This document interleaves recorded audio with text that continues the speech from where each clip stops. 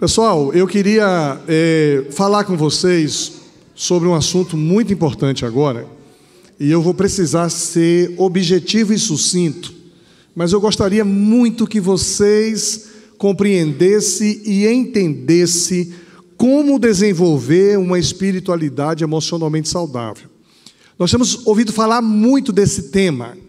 A gente falou esses 4 últimos meses sobre uma vida espiritualmente saudável. Vocês sabem que uma vida espiritualmente saudável é bom, é legal, é joia. Agora, como é que a gente desenvolve essa vida espiritualmente saudável? Por isso, o nosso tema hoje é desenvolvendo uma espiritualidade emocionalmente saudável.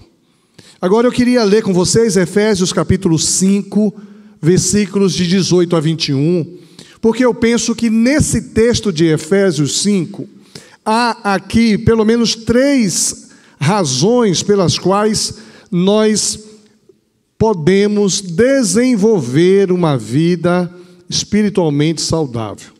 O texto de Efésios diz assim: e não vos embriagueis com vinho, em que há contenda, mas enchei-vos do Espírito, falando entre vós em salmos, hinos e cânticos espirituais, cantando e salmodiando ao Senhor no vosso coração, dando sempre graças a Deus, dando sempre graças por tudo a Deus e Pai, em nome de nosso Senhor Jesus Cristo, sujeitando-vos uns aos outros no temor do Senhor. Eu penso que esse texto nos indica, nos mostra, pelo menos 3 atitudes que eu e você precisamos passar a ter,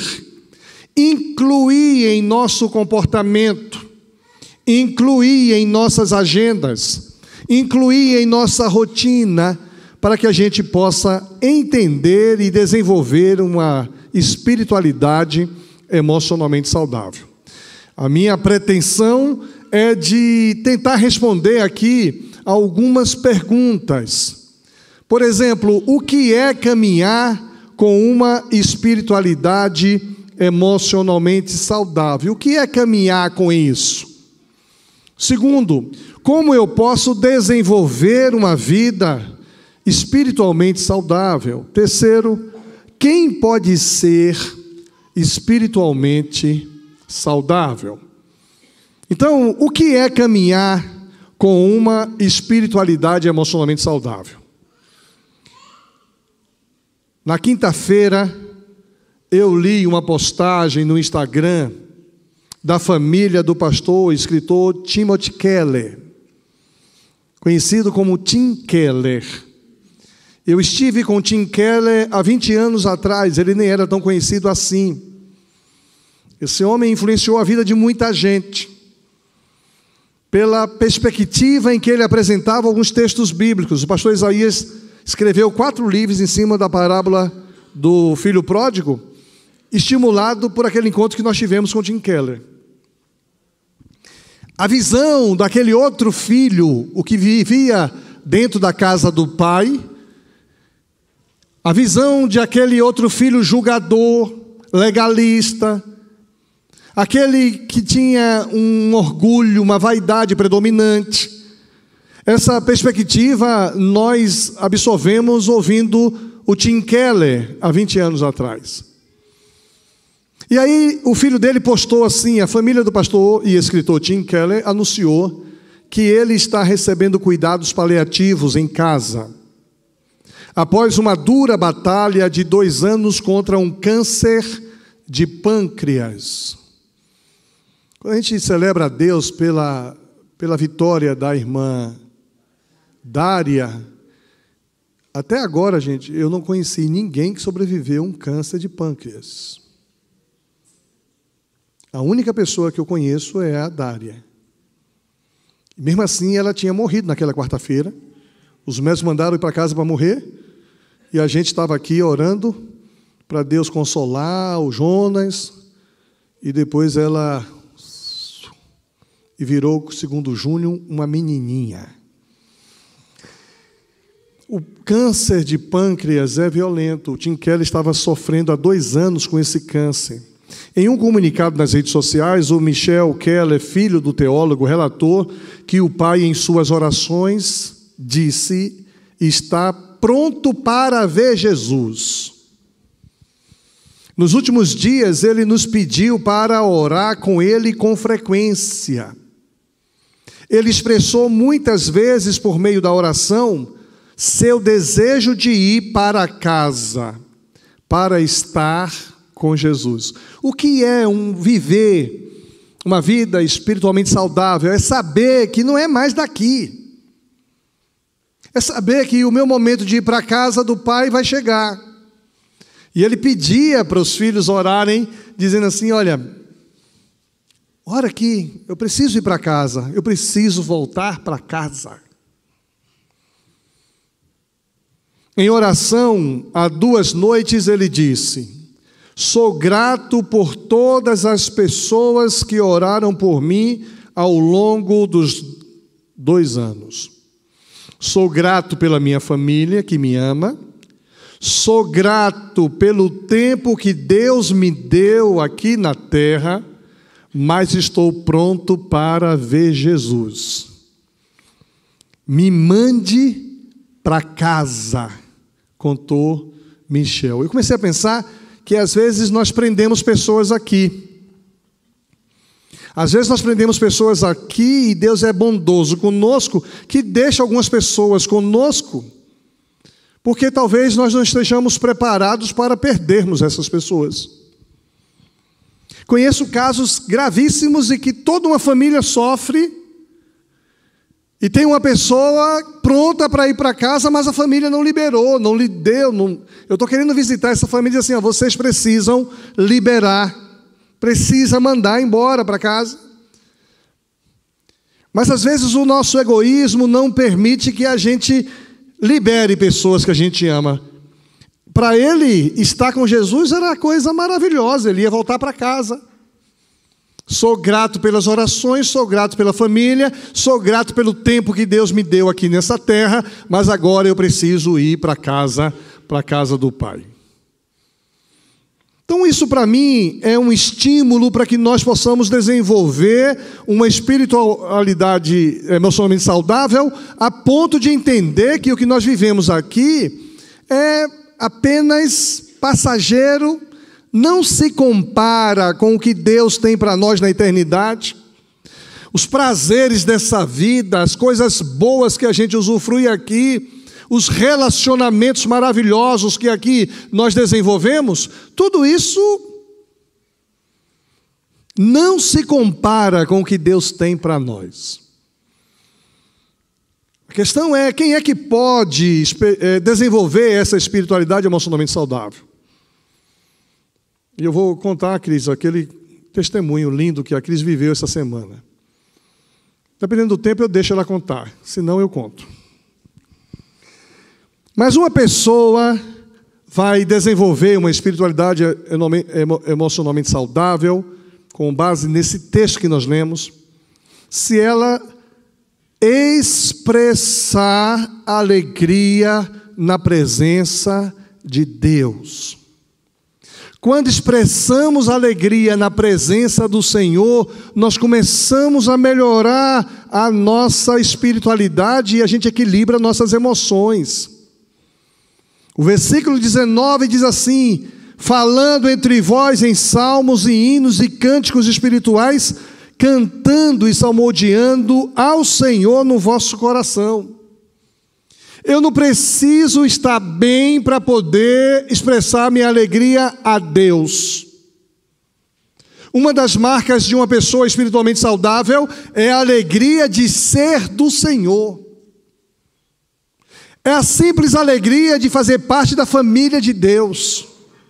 E eu não vou demonstrar essa alegria para outros. Eu tenho que expressar essa alegria para o Senhor, que me conhece no particular.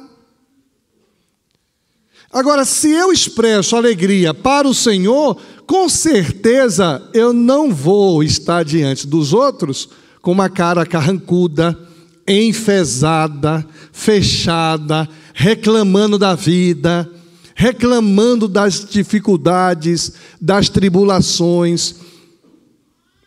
Se eu tenho uma postura de expressar alegria diante de Deus, a Bíblia diz que o sorriso, que a alegria formoseia o rosto. Mas eu sou uma pessoa que reclamo de tudo. Então você precisa se esforçar para expressar alegria diante de Deus. Graças te dou, ó Pai, porque vou enfrentar aquela cirurgia naquele final de semana. Graças te dou, ó Pai, porque tive aquele emprego que fui demitido a semana que passou. Eu te agradeço porque o Senhor tem cuidado de mim, tem zelado por mim, tem suprido minhas necessidades. Eu te agradeço porque essa enfermidade me machuca, mas eu tenho uma boa família, uma família que cuida de mim, uma casa que me acolhe. Expressar alegria em toda e qualquer circunstância me ajuda a desenvolver uma espiritualidade emocionalmente saudável. Mas se você faz o oposto disso, você faz o que uma espiritualidade negativa, dominadora, escravizadora. Quer ter uma espiritualidade emocionalmente saudável? Expresse alegria ao Senhor em tudo, em todas as coisas. Segunda coisa, preserve um coração grato a Deus em todo o seu viver. Versículo 20. Dando sempre graças a Deus por tudo, em nome do nosso Senhor Jesus. Eu sou grato a Deus por tudo. A idade vai chegando, a gente vai perdendo os movimentos, vai perdendo a visão, vai perdendo a memória, vai perdendo uma série de coisas. Mas a gente precisa ser grato, porque nós tínhamos tudo que agora eu estou perdendo. Eu jogava vôlei toda segunda-feira, tenho que arrumar outro grupo para jogar vôlei, porque o meu grupo de segunda falhou. E, gente, eu tenho 58 anos. Eu jogava vôlei com um pessoal aí de 27, 30 anos, tudo garotada. E os caras olhavam para mim, se esse coroa vai jogar vôlei com a gente? E vocês sabem que eu leio o pensamento, né? Esse coroa vai jogar com a gente? E eu, coroa, barrigudo. E de repente levantava uma bola. Levantou a bola. Quando o levantador levantou a bola, gente, eu dei aqueles 3 passos. Quando eu subi e ia cravar, eu percebi que o corpo não saiu do lugar, foi só na mente.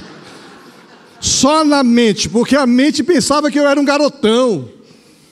Mas os movimentos já não acompanham mais a minha mente. Mas mesmo assim eu sou grato a Deus, porque algum dia eu já bati, eu já cravei. Levanto bem, me contento com isso. Levanto bem. O que eu quero dizer é que nós precisamos ter um coração agradecido a Deus por tudo que a gente viveu, por tudo que a gente vive, por tudo que a gente conquistou, por tudo que a gente tem. Ter não apenas a alegria expressada ao Senhor, mas um coração agradecido a Deus. Mesmo em momentos de dificuldade, quando a gente desenvolve alegria e gratidão a Deus, nós vamos desenvolver uma espiritualidade emocionalmente saudável. Terceiro e último lugar, precisamos viver em comunhão com o próximo. Até aqui, expressar alegria a Deus, ser grato a Deus, mas aqui há uma necessidade horizontal. Sujeitando-vos uns aos outros no temor do Senhor. Eu preciso viver em comunhão com o próximo. E esse negócio de sujeitar é difícil. Como é difícil sujeitar? Algumas traduções dizem suportar. Como conviver com outra pessoa, Me sujeitar a outra pessoa é abrir mão do meu eu, do meu ego, da minha vaidade, do meu orgulho. É dar espaço para que o outro participe da minha vida, do meu viver. Isso não é fácil. Se eu não tenho gratidão a Deus, se eu não tenho alegria no Senhor, eu não vou conseguir me sujeitar a ninguém. Porque se eu pratico a alegria no Senhor e a gratidão ao Senhor, meu coração está na mão dele, logo eu vou me sujeitar, vou considerar o outro superior a mim. Não vou ficar ofendidinho, não vou ficar cheio de dedo, não vou ficar com dor de cotovelo, com vaidade, não vou. Que o outro cresça e que eu diminua, já disse João Batista, convém que ele cresça e que eu diminua. Não, vou dar um lugar para você, fica lá, passa na minha frente. Você vai ficar no quarto com ar-condicionado sem nenhum problema. A gente tem uma postura de sujeição ao outro, considerando o outro igual ou superior a nós mesmos. Mas isso é difícil, eu diria que é impossível. Humanamente falando, nós não conseguimos nos sujeitar ao outro, nós queremos estar no controle, ter o domínio, queremos determinar. Mas quando eu expresso minha alegria ao Senhor, quando eu sou grato a Deus, o Espírito Santo começa a produzir em mim alguma coisa extraordinária. Por isso que Gálatas, capítulo 5, versículo 22, diz que o fruto do Espírito é amor, alegria, paz, longanimidade, benignidade, bondade, fé, mansidão, temperança. Contra estas coisas não há lei. Então, o que é caminhar com uma espiritualidade emocionalmente saudável? É caminhar nessa vida sabendo que nós estamos aqui de passagem e que o nosso lugar é lá, com Jesus. Como eu posso desenvolver uma vida espiritualmente saudável? Eu posso desenvolver essa vida permitindo que o Espírito Santo produza em mim, não eu mesmo. E a última perguntinha, uma pessoa espiritualmente saudável, como é que ela se torna? Quem pode ser espiritualmente saudável? Aí a Cris me compartilhou essa semana um paciente terminal. Vem cá, Cris. Você já viu o que eu falei, né? Já viu o que eu falei. Ela contou uma história que eu achei legal, só que eu ouvi essa história na quarta-feira, Cris. Primeira vez? E no outro dia a coisa aconteceu, na quinta. Presta atenção para essa história aqui enquanto tomo água. A gente fala sobre uma espiritualidade emocionalmente saudável que nos dá esperança. Mas esperança para quê? Esperança para viver a vida que Deus tem para cada um de nós, mas também uma esperança para partir. Então, toda semana, os irmãos aqui sabem, quem está pela internet, sabe que eu sou capelã hospitalar e trabalho nos hospitais todos os dias da semana. E tem alguns pacientes que nos chamam a atenção, e foi sobre esse que eu compartilhei com o pastor. Era um jovem, aproximadamente ali 30, sendo exata, né? 36 anos de idade, né, pai, esposo. E quando ele descobriu o câncer, ele começou a escutar a Bíblia. Então, ele se converteu através, nos momentos de quimioterapia, escutando a Bíblia Sagrada. E muito me impressionou a forma como ele gostava de conversar comigo sobre a Bíblia. E quando a gente fala em conversar, é um conversar em meio à dor, em meio a uma dificuldade respiratória muito grave e em meio a um diagnóstico de um câncer terminal. E é nesse contexto, então, que eu chego, que ali a gente conversa e eu falo para ele assim, olha, se tiver difícil de conversar, eu volto a outro momento. E ele fala, não, Cris, fica aqui. E ali a gente conversava sobre a Bíblia e a última visita que nós tivemos longa foi uma visita de 1 hora. E ali ele falou sobre o quanto chamava a atenção o apóstolo Paulo. E daí eu perguntei, falei de tudo que você escutou da Bíblia, me conta, qual foi a parte que você mais gostou? E daí ele falou, quando o apóstolo Paulo escreve que o viver é Cristo e que o morrer é lucro. E aquilo vindo de uma pessoa numa dor extrema, num sofrimento extremo, foi algo que chama muito atenção, porque é uma fé que nos dá esperança para viver, mas também nos dá esperança para partir. E uma semana se passou e ali eu retornei. Quando eu cheguei no hospital, o enfermeiro falou, Cris, dá uma passadinha lá no quarto número tal, o paciente quer falar com você. E ali eu cheguei. Quando eu cheguei, na hora ele estica a mão, porque eles gostam muito de oração, né? Eu falei, passei aqui para a gente pedir as bênçãos de Deus. E ele disse assim, Cris, hoje a gente não vai poder conversar, mas a próxima vez que nós nos encontrarmos, nós iremos conversar bastante. E ali eu sabia que seria na eternidade. E no outro dia, ele foi. Foi para quê? Para cumprir a carreira. E venceu, né? Venceu. Como que eu escrevi? Não lembro agora como que eu escrevi, mas prosseguiu a carreira e guardou a fé. E é desta forma, então, que nós precisamos ter uma fé. Uma fé para viver aquilo que Deus tem para cada um de nós, mas uma fé que nos dá esperança para partir. Completei a carreira, guardei a fé. Quem pode ser espiritualmente saudável? Quem verdadeiramente entrega a vida a Jesus. Aquele menino entrega a vida a Jesus ouvindo a Bíblia. E ele não teve nem tempo de se batizar. Mas ele sabia que da próxima vez que ele se encontrasse com a Cris, eles iam poder conversar muito. Vai ser na eternidade. Imagine a Cris na eternidade, conversando. Eternamente conversando ali com aquele rapaz.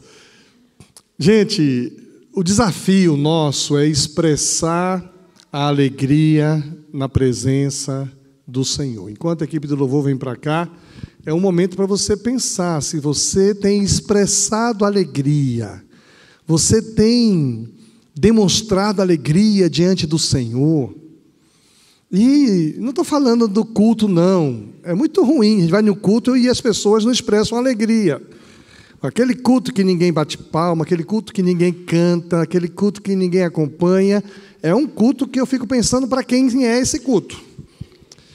Mas não estou falando de um ajuntamento coletivo apenas, não. Estou falando de uma expressão de alegria a Deus no nosso dia a dia, na nossa rotina, no nosso viver diário. Desafio para você alcançar uma espiritualidade emocionalmente saudável é expressar alegria todos os dias ao Senhor. Segundo, ser grato a Deus pelo que Deus tem feito na sua vida através de você. E terceiro lugar, você desenvolver relacionamento amistoso, amoroso, acolhedor. Que você possa, essas três atitudes bem práticas e básicas, possa incluir isso no seu dia a dia, hoje, amanhã, depois da manhã, expressar alegria a Deus, ser grato a Deus e abrir o seu coração para o próximo, para aquele que Deus coloca ao seu lado. Que Deus nos ajude a desenvolver essa espiritualidade emocionalmente saudável. Amém?